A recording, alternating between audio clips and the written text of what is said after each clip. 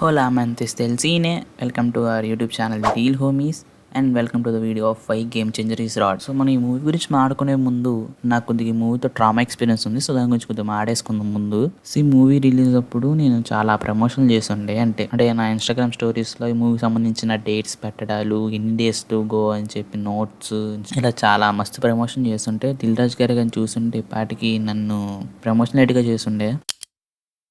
మా ఫ్రెండ్స్ ఏమో ఇది పోయే సినిమా రా బాబు, అంత అవసరం, అంత ఓవర్ యాక్షన్ చేస్తున్నావు అని చెప్పారు. నేనేమో వినలేదు. అంటే నేను శంకర్ గారి డైరెక్షన్ మీద మంచి హోప్స్ పెట్టుకున్నా. అంటే తన స్ట్రాంగ్ జోన్ కదా ఇది, కరప్షన్ కానీ సో పొలిటీషియన్ పాలిటిక్స్ మీద సినిమాలు తీయడంలో ఆయన కొద్దిగా స్ట్రాంగ్ జోన్ అని చెప్పి నేను ఇంకా అనుకున్నా ఇది హిట్ అయ్యే సినిమానే అని. బట్ నాకు తర్వాత తెలిసింది నా స్ట్రీక్ మెయింటైన్ చేస్తారని చెప్పి, అదే ఫ్లాప్ స్ట్రీక్. అంటే ముందు మైదాపిండి తాత 2 వచ్చింది కదా, సో దాని తర్వాత ఇప్పుడు గేమ్ చేంజర్, అండ్ నెక్స్ట్ మైదాపిండి తాత రిటర్న్స్ ఉంది కదా, అదే పార్ట్ 3. ఈ స్ట్రీక్ మీద మెయింటైన్ చేస్తున్నారు ఆయన. అండ్ అది కూడా పోయే వికెట్ నాకు అర్థం అయిపోతుంది, అవుట్పుట్ చూస్తేనే అర్థం అయిపోద్ది కదా. సో అలాగా డేస్ సంబంధించిన స్టోరీస్ నోట్స్ పెట్టేసి రిలీజ్ డే దగ్గర పడింది అనమాట. సో ఆ రోజు మిడ్ నైట్ షోలు వేసారు, నేను వెళ్ళలేదు అఫ్ కోర్స్. అప్పటికే రివ్యూలు అన్ని బ్యాడ్గా వచ్చేసినాయి. ఇంకా అలా కాదులే, కావాలని చెప్పి చేశారు అనుకుని నేను పెద్ద క్రిటిక్లా ఫీల్ అయిపోయి ఇంకా సినిమాకి వెళ్ళాను అనమాట. అండ్ చూస్తే కూడా కొడుతుంది, బట్ పర్లేదు అని అనుకున్నా. ఆఫ్టర్ దట్ ఇది ఇంటికి వచ్చిన ఆలోచిస్తే మరి ఇంత రాడ్డా అనిపించింది. దాని తర్వాత ఈ మూవీని ఇంకోసారి చూడడం జరిగింది. అంటే కొన్ని అనుకున్న సిచ్యువేషన్స్ వల్ల ఇంకోసారి వెళ్ళాల్సి వచ్చింది ఈ సినిమాకి.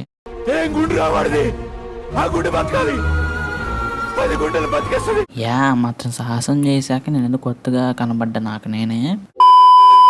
సో ఇది నాకు ఉన్న డ్రామా ఎక్స్పీరియన్స్ ఈ గేమ్ చేంజర్ మూవీ వెనకాల. సో మీకు కూడా డ్రామా ఎక్స్పీరియన్స్ ఉంటే కింద కామెంట్లో చెప్పేసి అక్కడ మాడేసుకుందాం. సో ఇప్పటికే వీడియో చాలా లాగ్ అయిపోయింది అనమాట. సో ఇంకా స్టార్ట్ చేసేద్దాం వీడియోని.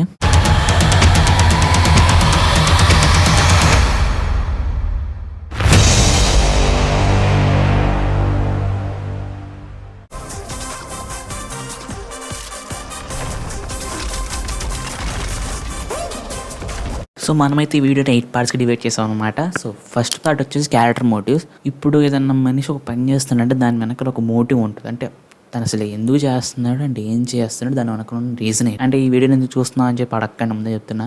సో మన మూవీలోకి వెళ్తే ప్రొటాగనిస్ట్ అసలు ఇతనికి ఎందుకు అయ్యాడు ఐఏఎస్ అని ఒక మంచి డీటెయిలింగ్ ఉండాలి. అంటే తను చేసే పనికి ఒక అర్థం ఉండాలి. అంతేగాని హీరోయిన్ చెప్పిందని నేను అయ్యాను ఇదేంటి అసలు ఇల్లాజికల్. అండ్ ఇప్పుడు మీరు గూగుల్లో చూసినా సరే క్యారెక్టర్ మోటివ్ మీద నొక్కితే ఒక క్యారెక్టర్ చేసే పర్పస్ అయితే ఉంటే అప్పుడు మనకి సినిమాలో క్యారెక్టర్ కనెక్ట్ అవుతామని వస్తుంది. సో ఇప్పుడు మనకి హీరో ఏంటిది, హీరోయిన్ చెప్పిందంట ఏదో ఈ టీవీ ఛానల్లో మా టీవీ ఛానల్లో చేస్తే కోపాన్ని ఇంకా దాని తర్వాత పెళ్లి చేసుకుంటా ప్రేమించుకుంటాం అంటారంట. సో ఇప్పుడు దీనివల్ల మనం అసలు హీరో క్యారెక్టర్కి ఎందుకు కనెక్ట్ అవుతాం చెప్పండి.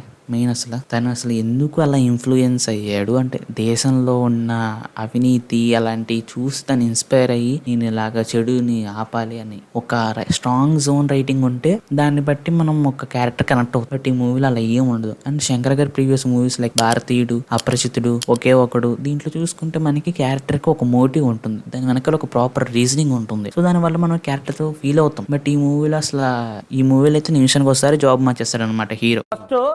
మానసిక పరిస్థితి బాలా. ఎందుకంటే కేసీఆర్ అంటావు, విజయసాయి రెడ్డి అంటావు, ఎన్టీఆర్ అంటావు, మెగా ఫ్యామిలీ అంటావు, దీనికి ఏ సంబంధం లేకుండా పోసారంటావు. ఒక క్లారిటీతో క్వశ్చన్ రాసుకొని రేపు రా ఇంటర్వ్యూ. ఈ మూవీకి అసలు గేమ్ చేంజర్ కంటే ఊసరాలను పెట్టుకుంటే బాగుంటది. అడ్రస్ చెప్పు, నీది ఒకసారి అడ్రస్ పెట్టు. ఓకే ఒక విషయం చెప్పడం మర్చిపోయాను. Actually as a Ram Charan fan గా ముందే చెప్తున్నా, ఈ మూవీలో నేను తిట్టేది క్యారెక్టర్స్ గురించి, మాట్లాడే కూడా క్యారెక్టర్స్ గురించే. ఏ హీరోని కానీ ఏ వ్యక్తిని కానీ అందం అని కాదు, ఒక్క శంకర్ గారిని తప్పితే.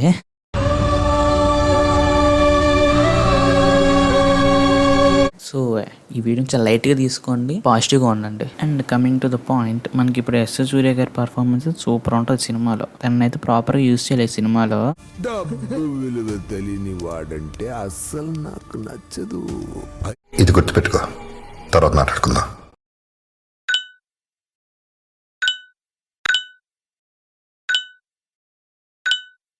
అయినా డబ్బులు ఎందుకన్నా పడేసావు, ఇందాక తన డబ్బుల విలువ గురించి చెప్పావు.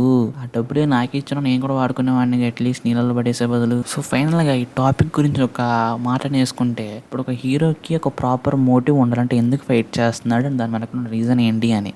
అలా కాకుండా ఎవరో చెప్పారని చెప్పి చేసేయాలని చెప్పి చేస్తే మనం కనెక్ట్ కూడా కామండ్ హీరో ట్రావెల్ కూడా అవ్వలేము. సో ఈ మూవీలో one of the biggest minus వచ్చేసి అదే అనమాట. So going to second topic, continuations. ఈ మూవీలో చాలా కట్స్ ఉన్నాయి అండ్ మీకు ఈజీగా అర్థమైపోతుంది. ఒక సీన్ కి అండ్ ఇంకొక సీన్ కి ఒక ప్రాపర్ ఫ్లో ఉండదు. అండ్ మూవీలో ఇంకా 9 minutes వరకు కట్ చేసారు ఆఫ్టర్ రిలీజ్. అంటే mainly thanks for the loose motion scene ఉంటుంది సినిమాలో ఒకటి, చాలా వర్స్ట్ గా ఉంటుంది. అది ఎందుకు రాసారో కూడా అర్థం కాదు. అండ్ హీరోకి వాళ్ళ అమ్మకు ఒక సారీ చెప్పే సీన్ ఉంటుంది సెకండ్ హాఫ్ లో, బట్ అది ఉంచుంటే బాగుండేది అనిపించింది. బట్ తర్వాత లాజిక్ రీజన్స్ వల్ల తీసేశారు. మనకైతే ఈ మూవీ ఎడిటర్ గారు అయితే ఏం చెప్పారంటే more than 7 hours plus run time అయితే వచ్చిందంటే మూవీ తీసినప్పుడు. సో అసలు 2 సినిమాలకు సరిపడా ఖర్చు అయితే పెట్టించారనమాట సో ప్రొడ్యూసర్ గారి చేత. అంటే ఇది ఒక మెయిన్ రీజన్ కూడా అవ్వచ్చు మూవీలో అవ్వడానికి. అంటే కంటిన్యూషన్ కట్స్ ఉండవు. అంటే హీరో నరేష్ గారి ఫ్యామిలీకి ఎలా దొరికి చూపించారు మనకి సినిమాలో. సో ఇలాగ ఒక సీన్ స్మూత్ గా ఉండదు. అంటే మనకు ఒక ప్రాపర్ ఎక్స్ప్లెనేషన్ కూడా ఉండదు ఒక సీన్ కి. సో మనకి అసలు ఆ మూవీలో కనెక్ట్ అవ్వడానికి ఈ పాయింట్స్ కూడా పనికి రాకుండా పోయినాయి. రామచ్చ మచ్చ సాంగ్ అయితే అసలు ఎవరికి ఎందుకు ఆ సాంగ్ ప్లేస్మెంట్ వచ్చిందో నాకైతే అర్థం కాదు. అంటే ఇంట్రడక్షన్ సాంగ్ కి అలా లిరిక్స్ ఎందుకు నాకు అర్థం కాదు. అంటే ఇప్పుడు ఎవరికైనా ఎక్స్ప్లెయిన్ చేస్తున్నాడు అసలు ఎవరిని రామచ్చ అంటున్నాడు, నీకు నాకు భేదాలంటే అసలు ఎవడాడు అని డైరెక్ట్ కట్ వచ్చేసి సాంగ్ పడిపోద్ది అనమాట. అయినా అసలు డబ్బులు ఎందుకు పడేసావు మోపి బ్రో, నాకేనే ఇవ్వచ్చు కదా. అండ్ ఈ మూవీలో మనకి బాగా మంచి క్యాస్ట్ ఉంది. అంటే ప్రియదర్శి, హర్ష, సత్య అలా మంచి క్యాస్ట్ ఉన్నా సరే ఒక్కరిని కూడా యూస్ చేసుకొని అసలు యూస్ చేయడం కూడా డైలాగులు కూడా ఉండవు మూవీలో వీళ్ళకి. అసలు అలాంటి రోల్స్ ని కొద్దిగా కామెడీకి యూస్ చేస్తున్నా బాగుండేది. వదిలే ఉన్న కామెడీకి క్రింద చచ్చిపోయి ఉంటారా. అండ్ ఇంకా థర్డ్ పాయింట్ వచ్చేసి మోకో బోట్స్ అండ్ విఎఫ్ఎక్స్ ఐడియాస్ అనమాట. అయ్యప్ప స్వామి సాక్షి చెప్తున్నా, మోకో బోట్కి కానీ ప్రాణం ఉంటే ఈ పాటికి సూసైడ్ చేసుకుని చచ్చిపోయి. ఎందుకంటే అన్ని సార్లు వాడారు భయ్య మూవీలు. అంటే ఒక సాంగ్ కి వాడారు, ఒక ఫైట్ కి వాడారు, ఎలివేషన్ కి చాలా సార్లు వాడేసారు. అండ్ ఈ మోకో బోట్ అనేది యాక్చువల్లీ ఇన్వెంట్ చేసింది ఈ ఫైట్ సీన్స్ తీయడం కోసం. బట్ ఈ మూవీలో ఏంటిదంటే సాంగ్ వాడేసారు. సరే పోని పక్కన పెట్టేది. మరి ఎలివేషన్కి అన్నిసార్లు వాడాలా, ఇది చాలా కొత్తగా అనుకున్నారు క్రియేటివిటీతో. సో ఇదే ప్రాబ్లం అనమాట. అంటే శంకర్ గారు అప్పట్లో క్రియేటివిటీగా ఆలోచించాను కదా, ఇప్పుడు కూడా అలానే చేద్దాం అనుకున్నారు. బట్ అది సరిగ్గా వర్కౌట్ కూడా కాలేదు ఈ మూవీలో. సో క్రియేటివిటీ ఐడియాస్ దీంట్లో చచ్చిపోయినాయి. అండ్ మెయిన్లీ యానిమేషన్ సీన్స్ ఉంటాయి కదా లవ్ స్టోరీలో, దోప్లో ఆ సీన్స్ అన్ని. సో యానిమేషన్ కూడా ఎందుకు అంటే అంత బడ్జెట్ వేస్ట్ అయితే అనిపించలేదు నాకు. నీకు ప్రతిసారి పెడతాడు మోకోబోటు ఏంటిది, ప్రతిసారి ఎలివేషన్ అలా హీరోని లేపాలని చెప్పి పక్కన సునీల్ క్యారెక్టర్ ఉంటుంది. అది డైలాగ్ చెప్పగానే ట్యావ్ ట్యావ్ అని చెప్పి బీజం వేసి మోకోబోటు అక్కడి నుంచి అక్కడికి సగం సీన్ మోకోబోటు తీసి పడదొబ్బారు అనుకోండి. And coming to the another point, VFX ideas. అంటే మూవీలో మనకి ఈ సీన్ ఇలాంటి పర్టికులర్ సీన్స్ ఉంటాయి కదా,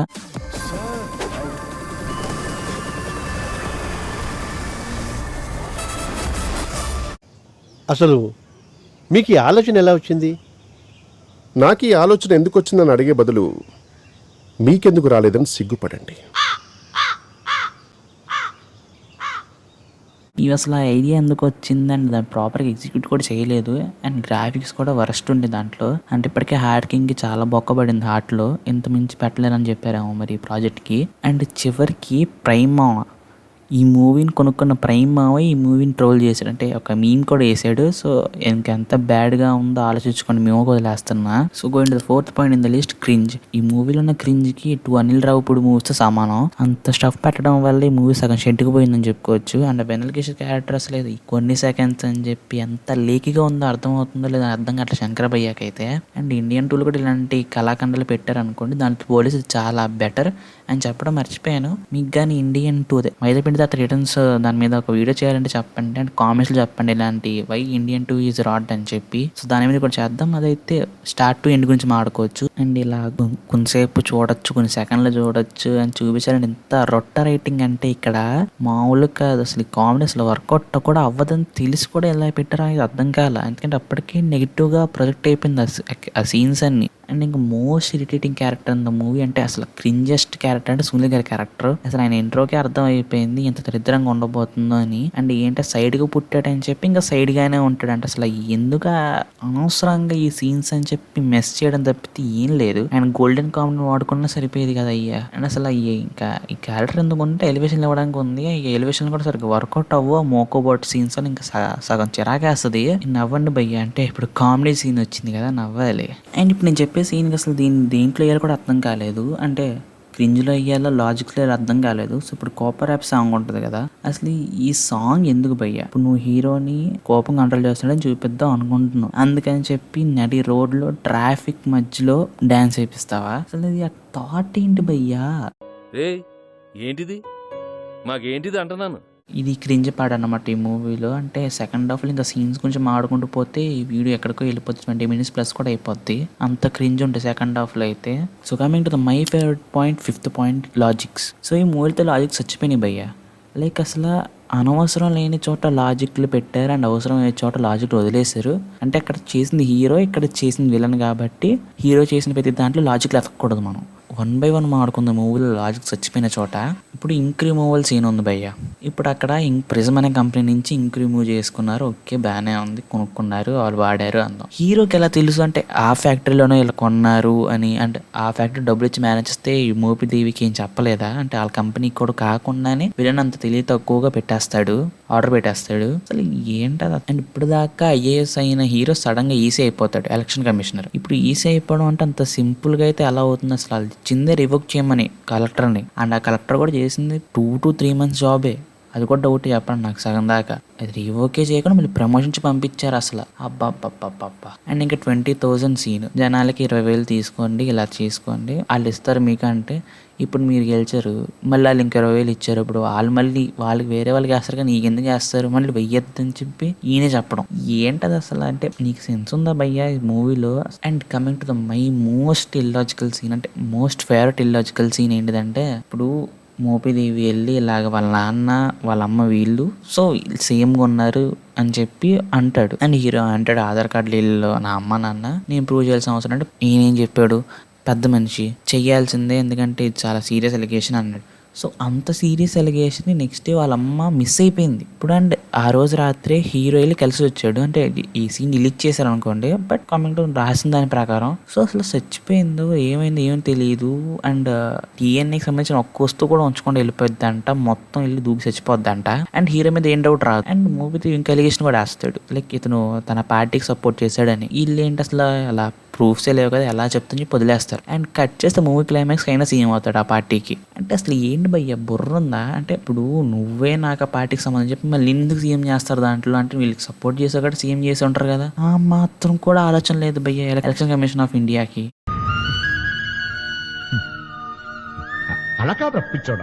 అంటే మరీ ఇంత లాజిక్లెస్గా ఎలా రాస్తారో అర్థం కాలేదు. అంటే ప్రాపర్ ఎక్స్ప్లెనేషన్ కూడా పెట్టలేదు మనకి దీని మీద. So coming to the 6th point, love track అనమాట. అంటే ఈ మూవీలో కొత్తగా ఒక కాన్సెప్ట్ అయితే ఇంట్రడ్యూస్ చేశారు, దోప్ అని చెప్పి. అది ఒక ప్రాపర్గా అయితే ప్రజెంట్ చేయలేదు, అంటే ఏదో చేసేదని చెప్పి హడావిడిగా రష్గా చేస్తారు కానీ దానికంటే ఒక ప్రాపర్గా సీన్లు పెట్టి దానికి అర్థమయ్యే విధంగా చెప్పి చేస్తుంటే కొద్దిగా అయినా జనాలకు కనెక్ట్ అయ్యేది. అలా కాకుండా పెద్దసరి దోపు అని చెప్పి ఏదేదో చేశారు. ఆ లవ్ ట్రాక్ మొత్తం కూడా మనకి కనెక్ట్ అవ్వం. హీరోయిన్ కోసం చేసామంటే చేసేస్తాడంట ఆయన, ఇంకా అవి పెళ్లి చేసుకోకుండా ఉంటాడంట. సో అసలు ఏంటి ఆ సీన్స్ అండ్ వాళ్ళ మధ్య ఏం కనుక్కోరంటే జస్ట్ కోపం తగ్గించుకుంటే ప్రేమలో పడిపోద్దంట. అసలు ఈ లవ్ ట్రాక్ అంత లాజిక్ లెస్ బేస్లెస్ సీన్లు అసలు ఈ మూవీలో. అండ్ ఈ మూవీలో ఈ లవ్ ట్రాక్ మీద సగం సినిమా గడిచిపోద్ది. ఇంకా ఇరిటేషన్ రాదంటే ఎలా రాకుండా ఉంటుంది చెప్పండి. So coming to the 7th point, good scenes. అంటే ఇప్పటిదాకా మూవీలో ఉన్న బ్యాడ్ సీన్స్ కొంచెం కొద్దిగా ఎక్స్ట్రా కూడా మాట్లాడి ఉండొచ్చేమో నేను. సో మనం కొద్దిగా గుడ్ సీన్స్ గురించి డిస్కస్ చేసుకుందాం ఈ మూవీలో. సో ఫస్ట్ ఆఫ్ ఆల్ నాకు ఈ మూవీలో నచ్చింది ఏంటంటే ఇంట్రడక్షన్ అనమాట. అంటే ఇప్పుడు ఈ సీఎం ఉన్నాడు కదా, సో ఆయన చచ్చిపోయే స్థితిలో వచ్చినప్పుడు తన బ్యాడ్ తను వెంటాడినట్టు చూపించారు. So that's a good one. ఆ సీన్ వరకు బాగుంది. అండ్ తర్వాత పన్నగారి ఫ్లాష్ బ్యాక్. సో ఒక క్యారెక్టర్ రైటింగ్ అంటే అది, అసలు క్యారెక్టర్ మోటివ్ అంటే అదేం పెద్ద కొత్త స్టోరీ ఏం కాదులే కానీ మనకు ఒక కాన్సెప్ట్ మీద ఉండేసరికి గట్టిగా on the point and emotional కూడా కనెక్ట్ అవుతాం ఆ స్టోరీలో. సో అలానే మూవీ మొత్తం కూడా మెయింటైన్ చేస్తుంటే సూపర్ ఉండదు అనిపించింది. అండ్ ఇంకా ఇంటర్వెల్ సీన్ అనమాట నాకు నచ్చిన 3rd గుడ్ సీన్. అంటే ఒక మంచి హై ఇస్తుంది అండ్ ఒకే ఒకటి ఫీల్ కూడా వస్తుంది. బట్ దాని తర్వాత దానికంటూ చెడదొబ్బేశారు తర్వాత. అంటే ఇలా ఇష్టం లేదని చెప్పి, అంటే అసలు అప్పుడు ఏదో ఇంటర్వెల్కి హై ఇవ్వాలని చెప్పి చేసినట్టు తప్పితే ఇంకేం పర్పస్ ఉండదు ఆ సీన్కి. సో ఇది good scene but with some bad execution. ఇంకా లాస్ట్లీ కన్క్లూజన్ గురించి మాట్లాడుకుంటే ఈ మూవీ గురించి. సో ఈ మూవీలో మైనస్ పాయింట్ వచ్చేసి బాగా గ్రాండియర్గా చూపిద్దాం, హీరోని లేపుతూ చూపిద్దాం. సో అలా అనుకుని దాని మీద ఫోకస్ చేశారు తప్పితే రైటింగ్ మీద అసలు ఏమీ చేయలేదు. అండ్ ఆ లవ్ ట్రాక్ కానీ ఆ కామెడీ సీన్స్ కానీ పర్పస్ మీద అయితే రాయలేదు అనిపించింది. అండ్ మనకి కనెక్టివిటీ ఇష్యూస్ చాలా ఉన్నాయి దీంట్లో. సో ఆ రైటింగ్ పార్ట్ అండ్ ఈ కొన్ని ఫ్లాస్ కానీ సరి చేసుకుని ఉంటే పాటికి మూవీ హిట్ అయినా అయి ఉండేది. అంటే నార్మల్ హిట్ అయినా ఇప్పటికే 100 కోట్ల దాకా లాస్ పెట్టేసింది కదా. సో ఇది why game changer is rad అనే వీడియో అనమాట. సో మీకు అనిపించింది కామెంట్స్ చేయండి. నేను ఇంకేమైనా పాయింట్స్ మిస్ అయ్యి ఉంటే కింద కామెంట్లో చెప్పండి. అండ్ ఇండియన్ 2 మీద కూడా ఇలాంటి వీడియో కావాలంటే కింద కామెంట్స్ చేయండి. అదైతే మనం సీన్ టు సీన్ ఎక్స్ప్లెయిన్ చేస్తాం ఇందాక చెప్పినట్టే. సో మీకు కానీ ఈ వీడియో నచ్చితే లైక్ చేయండి, మీ ఫ్రెండ్స్కి షేర్ చేయండి, అండ్ మా ఛానల్ని మర్చిపోకుండా సబ్స్క్రైబ్ చేసుకోండి. పక్కన ఉన్న బెల్ ఐకాన్లో ఆల్ ఇన్ ఆప్షన్ పెట్టేసుకోండి. That's all for this video.